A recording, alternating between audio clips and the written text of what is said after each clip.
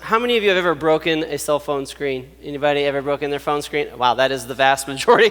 I bet if we said the rest of you have never had a phone. Most of you have broken one. How many of you have a broken screen right now? Anybody? Okay, a few. Now, here's the thing about when you break your screen, you realize the importance of a case. And not just a cheap, flimsy case. You got to have a good case. Because if you don't, you are going to drop it, and it is going to get broken. And some of you, do you remember the waterproof cases? Like, does anybody still have one of those? Like, all phones are waterproof now, pretty much, right? Because what they know what's going to happen to some of you.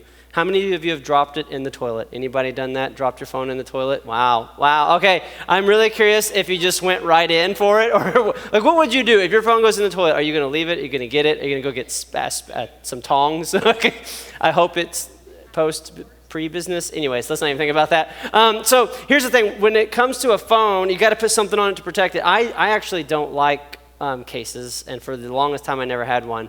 And so, but because of that, I had to be extra careful. Like I had rules, like I would not put them in athletic pants because I broke 2 phones that way. You put it, I don't know what it is about athletic pants. You sit down and just go, it throws them out of the pants. And so I shattered a couple phones that way. I wouldn't put it in my lap when I'm driving my car because I always would forget, and I would stand up and I would shoot it across the concrete. Did that. AJ did that one time, and we got out of a car and he just left, didn't say anything. Anybody ever thought he was mad? Like, what's going on with him? And so, because he broke his phone and that made him mad, it makes you upset. You got to protect it, okay? You got to do things, get a good case. Some of you have a case, you could like use it as a Frisbee. Because it's so strong, okay? You got to get that. And because you got to guard things that are valuable or important. We do lots of things to protect things. Okay, in football, you got to wear a helmet. Otherwise, you're not going to be the same person after the game, right? Because you got to have the helmet to protect. You protect that. We protect a lot of things. Now, there's something the guys have all thought about protecting that girls probably don't care. I don't know what's in girls' minds. But like every guy has thought about what they would do if someone broke into their house, like at some point. I know for me, it started when I was like 7 years old. I started thinking about this because my parents got me my first pocket knife when I was 7. And I know that's scary to think about 7-year-old, but it was like the littlest pocket knife. I mean, like the little blade was like this teeny tiny little thing. And I mean, you couldn't like hurt anything with this. But here I was 7 years old, and I got this. I remember laying in my bed, and I thought, if someone breaks into the house, I have a weapon now. And I'm like imagining, like, I'm going to get this, pink out. And I'm going to, I don't know what I thought, like I'm going to go up to this grown man and be like, ha ha. And he's going to be like, get out of my way, 7 years. But I was like, I'm going to protect my house. Like, because, if somebody comes in, now it's a little different now, we've got like an alarm system and video surveillance, and I have a 9mm, and it's going to be a little bit, I do. And it's going to be a little different if I have to protect my house now, okay? But you understand, we think about things that we need to protect. And the reason I bring that up is because there is something that we need to protect a lot, okay? And it's on the screen, so I'm not going to pretend like you don't know. We're talking about your heart, and that we have to guard our heart. In fact, it's the most important thing that you protect. I protect a lot of things in my life. Here's something. I want to protect my relationship with my wife. That's something important to protect. I don't want that to get hurt, right? So, I'm going to do certain things. I'm going to make sure that, I don't say something that's going to hurt her or do something that's going to hurt her. I don't spend free time with, like, single girls. Like, you know what I'm saying? I could do things to protect my relationship with her. But here's the thing. If I don't protect my heart, I'm going to ruin the relationship with her. Because my heart, it affects everything.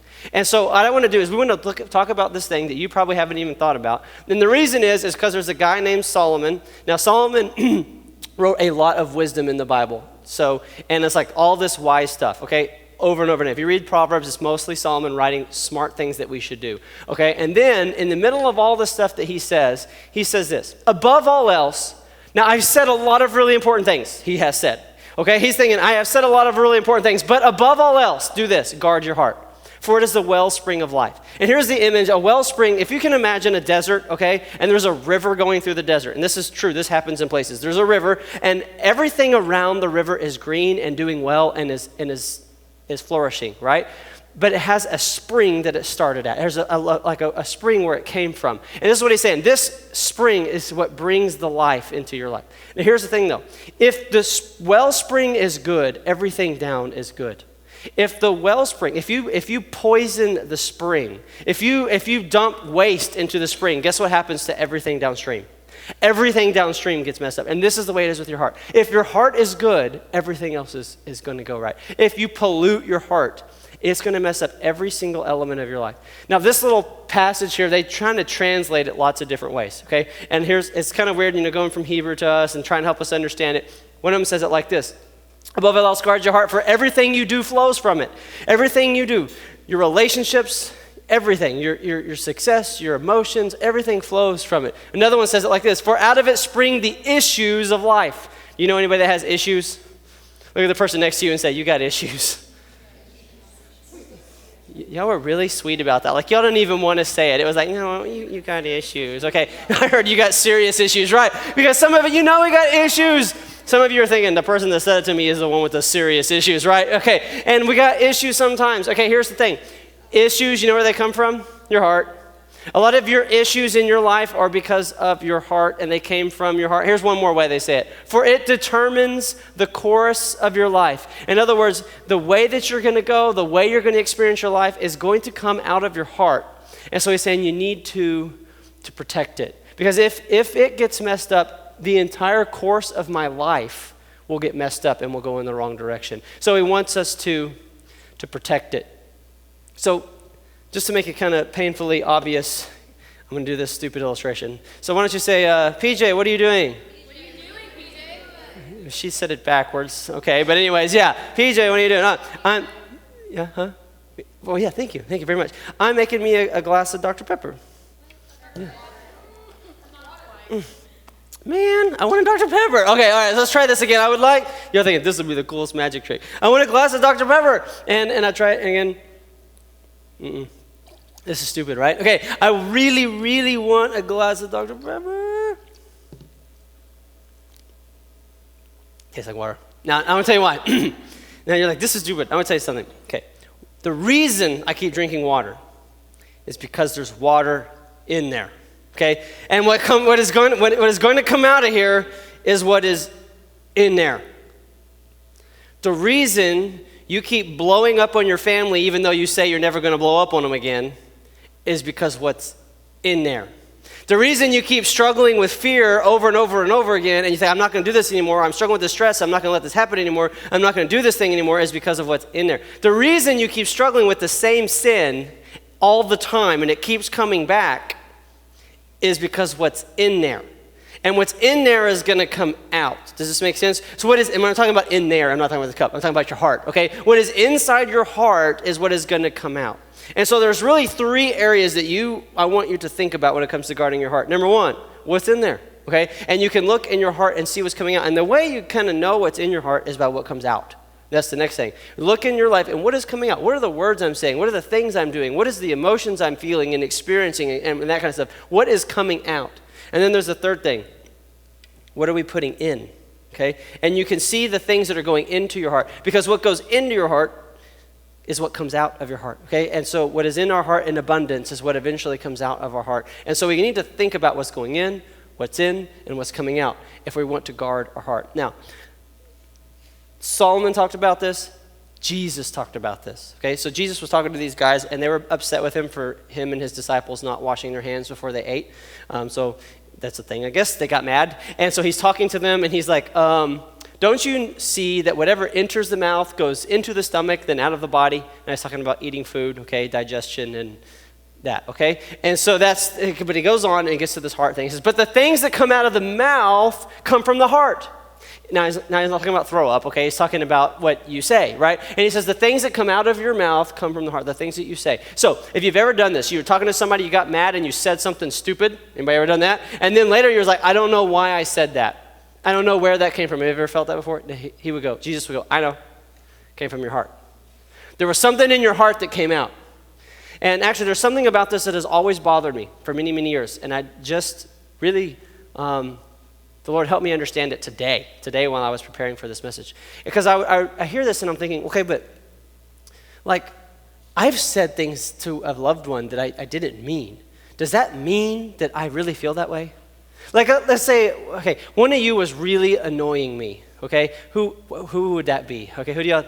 Okay, Jeremiah, you want to be the one? Okay, so Jeremiah's like, I'm the one that annoys you. And so let's say that he comes in and he's doing a Jeremiah thing and he's annoying me, and I look at him and I say, I just wish you would not come here anymore because you're always causing me problems.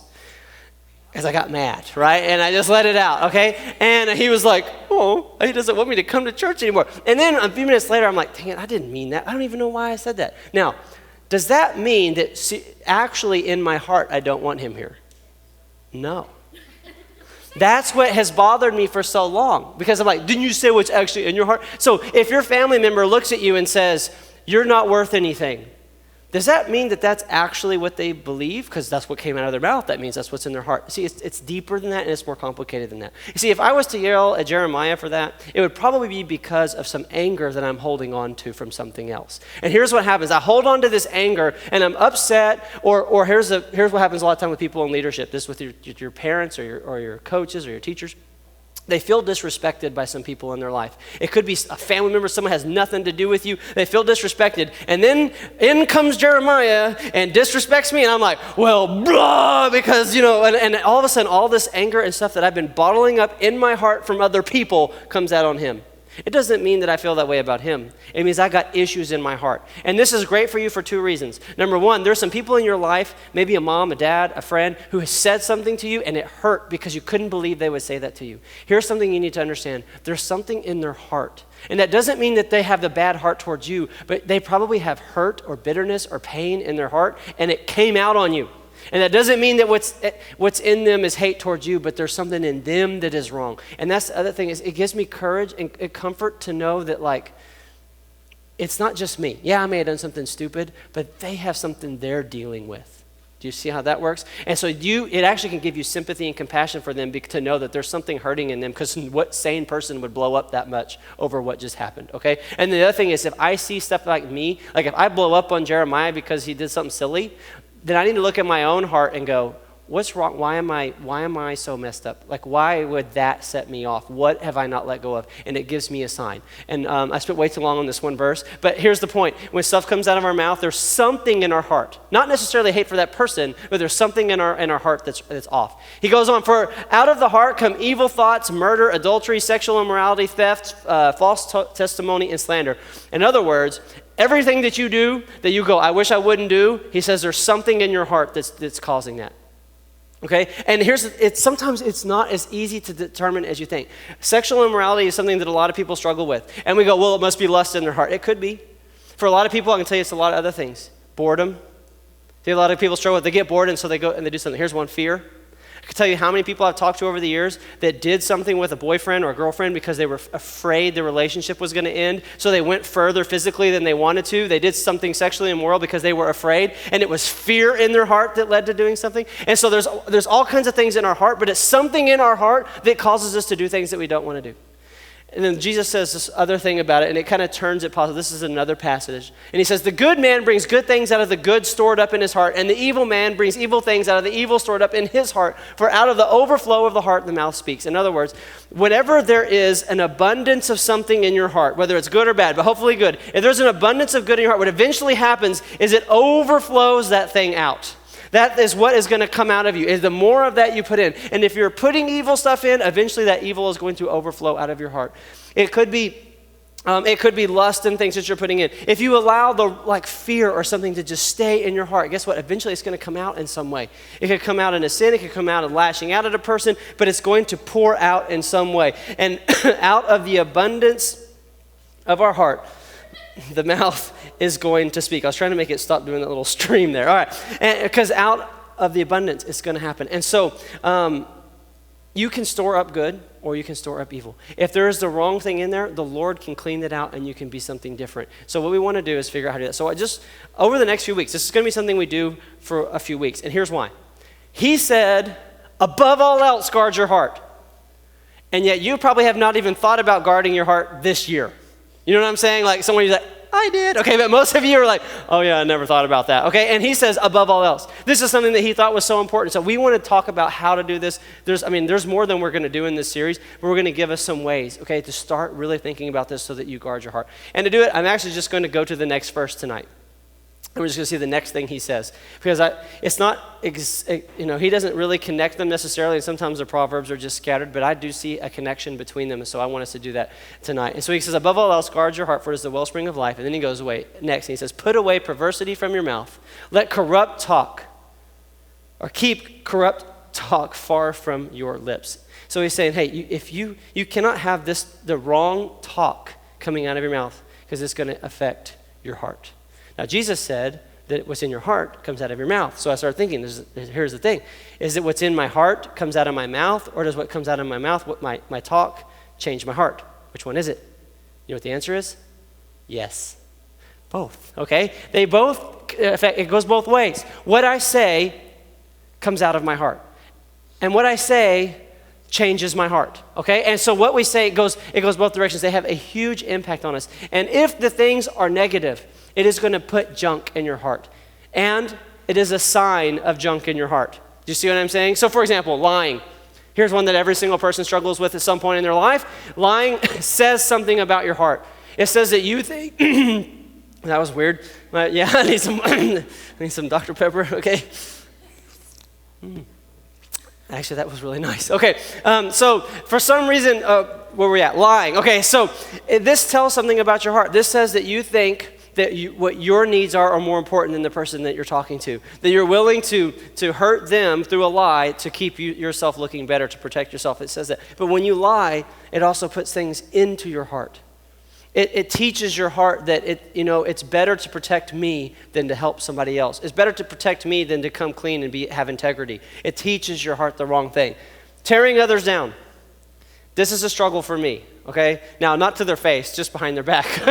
So, you know what I'm talking about? Like, I'm never going to be up to somebody's face. But, like, it's the worst when it's just me and my wife, and we're just walking around because we feel like we can say anything to each other, and we can. And, we walking through the mall, and there'll be some guy, and he's so large, you could, win a tug-of-war with an elephant, and you're just like, and I'll be like, what is with that? Could he eat at Golden Corral all the time? The Asian food place has already been like, oh, come back, too many egg roll, because he wiped out their buffet, and it's like, there's something wrong with this guy. He puts Krispy Kremes on his pizza. I don't know, it's like, okay, this is the way I start talking, and I'm like, okay, I can't, this is a fictional person I just made up, okay, I'm not a real person. And it's easy for me to just see somebody and just tear them down. And because it was funny, because of whatever. But here's what it does. First of all, it shows there's something wrong in my heart. But what it does to my heart is it teaches me that, well, one thing it does is it causes pride. Well, look how bad they are. See, I don't do that. I'm not that bad. Look how he's done this thing wrong, and look what I don't do that. Look at this person over there. Can you believe she did that? Can you believe she's dating him? Can you believe they're going over there? And tear him down, talk about him, gossip about him, do all this. I don't do that. It builds up pride. Another thing it does is it causes me to not care about the needs of somebody else. Because think about it. Almost every time you're tearing somebody down, you're tearing down because they have a problem. Because something has gone wrong. And do you not realize that person is a hurting person? And tearing down tells my heart not to care for other people. So that's not a good. Using the Lord's name in vain. So all the time I hear this. Something happens, somebody goes, oh my, I don't even want to say it. Oh my God, right? And then you're like, what's wrong with that? I don't know who taught it to my son, because the other day we were driving down the road, and he saw a big truck, and he's like, oh, Dad, oh my God, do you see that truck? I was like, what did you just say? And you're like, what's wrong with that? Here's what we're doing. We're using the name of God like it doesn't mean something. We're calling God, and it's a 10 commandment. Don't take the Lord's name in vain. Do not misuse the name of the Lord. And even worse to me is when we use Jesus that way. Something bad goes wrong, and we go, oh, Jesus. You just used the name of the one that you are calling on to be saved. The one, if you're going through a battle, you're going to get on your knees and pray to, and now you're going to cuss with his name. Do you see how that's not a problem? And how that is a problem? I mean, something goes bad and we go, oh, God. And something goes bad and we go, oh, crap. Like at the same time. So do you see where we just put his name on the level with? Okay? And that's not a good thing. And so what it does, is this is what tells your heart. That name doesn't really mean anything. So then you go to pray and your heart doesn't even think it's going to matter because you've been using it wrong. We can't use his name that way. Filthy and vulgar language. Obviously, when we're using language that is filthy or vulgar, there's something wrong in your heart. That's a sign to me there's something going on, okay? But it also puts things into your heart. And so this is your words. These are things that you type. These are things that you put on Snapchat that are going to disappear in 24 hours, okay? And it's amazing. Okay, so you're thinking words, so I'm going to use something you might not even think about. If you don't know what I'm talking about, don't worry about it. It's okay. So like, for example, I've seen this with people from our youth group. Not recently, I haven't been on Snapchat in a while. But anyways, there's a certain vegetable that people use to represent a part of a man? Okay, y'all got, you know what I'm talking about? All right, that's what I want to say. And here we go. At what point would a Christian think it is okay to be posting stuff on their friend, or posting a picture and adding that on there to make a joke and do that kind of stuff? That's vulgar and filthy, and it's nasty towards your heart. It teaches your heart that filthy stuff is okay to just talk about. And what is it doing to the people that you're around? And that's just an example of dozens of things. Think about what you do your little initials of things. What do they actually mean? What are you saying? And you're teaching your heart that filthy stuff is okay. I'm going to go faster. Doubt, unbelief, negative talk. This one makes me the saddest, because this is when people are saying things like, I'm just no good. I'm never going to make it. I'm not good enough. I'm ugly. I'm stupid. I can't handle what other people can handle. And they say these negative things, and this is what it does. It teaches your heart that that's true about you. Complaining. This one is easy to do. I have tried to stop many times, and I've thought, today I'm not going to complain one time. And then I step outside, I'm like, oh, it's hot. And then I get in my car, and I'm driving, like, oh, you're slow. Get out of my way. And then, I get home, and I'm like, my Wi-Fi is so slow today. I'm lagging so bad, I can't even play this stupid game. Like, whatever it is, I'm like, and I go in through all this stuff, and all of a sudden I'm complaining, like, oh, and I'm complaining, and this is what it does to your heart. It junks it up. It teaches you to not be thankful for the things that you have. And it gets weird because it feels good to complain. Have you ever noticed that? Like, don't you feel good when you're complaining? I mean, you're not happy, but you feel good. And what is that telling your heart? That complaining is good because it feels good. So your heart is thinking that being ungrateful and unthankful is a good thing. So the opposite of these things are kind of obvious. When you tell the truth, it teaches your heart that integrity is more important than this current situation. That teaches your heart something, and then integrity will start coming out in your life. Building others up teaches your heart that other people are important and that you should care about other people. Some of you tear your family down all the time to other people just to make a joke. But if you would start to build your family up, some of your relationship with them would change because your heart towards them would change. Your relationship will never change towards them if your heart doesn't change. You got to build other people up, honoring God's name. If you honor the name of the Lord, you will have more reverence when you pray to him. Wholesome and pure language. Some of us need to change the way we talk about the opposite sex, or people that we're attracted to, and that kind of thing. You need to change it because it will change your heart towards them. Faith. You need to start speaking faith. Yes, it may be true that you're struggling, but then you say, but the Lord's going to help me through. I can't handle this, but I know the Lord is with me and is going to handle this. And you have the negative, but you're going to speak the faith. You're going to speak the positive, and it will change your heart. Your heart will begin to believe it. And just being thankful. If you begin to be thankful for the things that you're struggling or that you have in your life, you can get past those negative things. And you begin to teach your heart that there are things to be thankful for. I noticed this. Okay, ask someone that has a relatively new car. Hey, do you like your new car? Almost every time I ask somebody something like this, you know what? They like everything about their car almost, but there's like one thing they don't like. Do you know what the thing they tell you about is? The thing they don't like. Like, oh, it's so great, but it has this little thing of blah, blah, blah, blah. I'm like, why do we do that? Why do we always find something why don't we just be thankful, okay? And we're teaching our heart the wrong way. And so these are all our talk.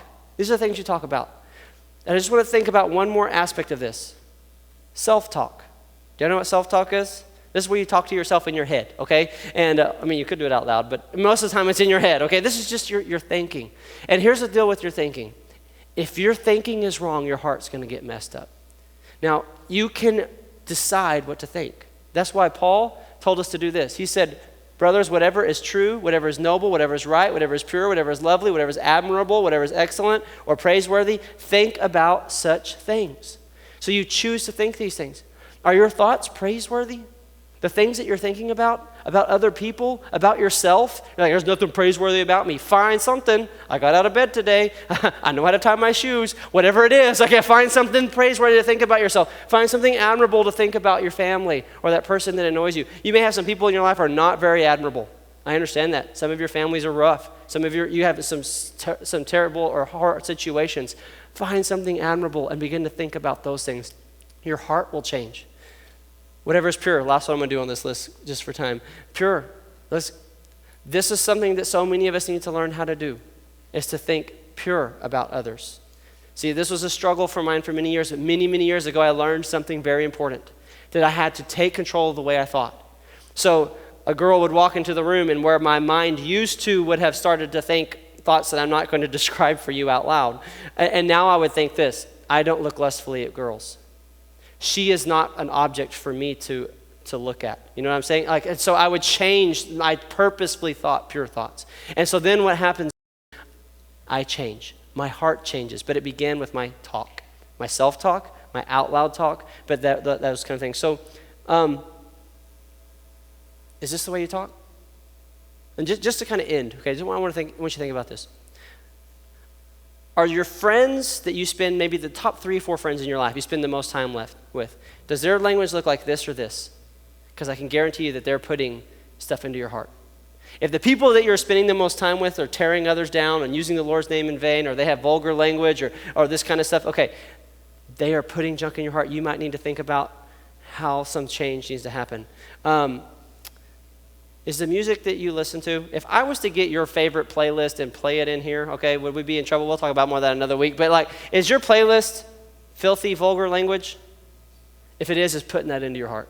And we need to look for stuff that's doing these kinds of things. So, as we end tonight, what I'd like to do is, I know that all of us have stuff in our heart that we need to deal with at times. And so if there's something in your heart, here's the great thing. God can do more in a second of prayer sometimes as far as clearing out our heart than we could do just for weeks and weeks of trying. And so let's ask God to clear out our heart. Because here's what I'll tell you what I want for me. I want to be a kind of person that when a struggle comes, I overcome it because my heart is ready for a struggle. Because when somebody does something that annoys me, I don't explode because my heart is not full of anger. When a stressful situation comes up, that I don't just crumble under it because I have a confidence in my heart with God already. And that's what I want for you. I want for you that whenever a battle comes at you, that your heart is strong because you've guarded it and you've protected it and you go on. I want for you that your relationship with God just continues upward. It never goes down. You know why? Because you guarded and protected your heart and did heart work and cleaned out your heart. And maybe it starts with this. Am I speaking the wrong things over my life? Am I allowing myself to just think icky stuff or negative things or whatever it is all the time and just in doing my heart? So let's change that about ourselves tonight. I'm going to pray, and if you need prayer, maybe you need to work on your heart a little bit. There'll be people to pray with you. If you need prayer for something else that's going on in your life, at both sides of the room, there'll be people to pray, and then we're going to do a couple things and have some snow cones afterwards. Father, I just thank you that you're with us, and Lord, I just ask that you would do work in our heart tonight. Lord, I pray if anything that's in there that needs to come out, Lord, that you would begin to work on it, and I thank you for it. In Jesus' name, amen.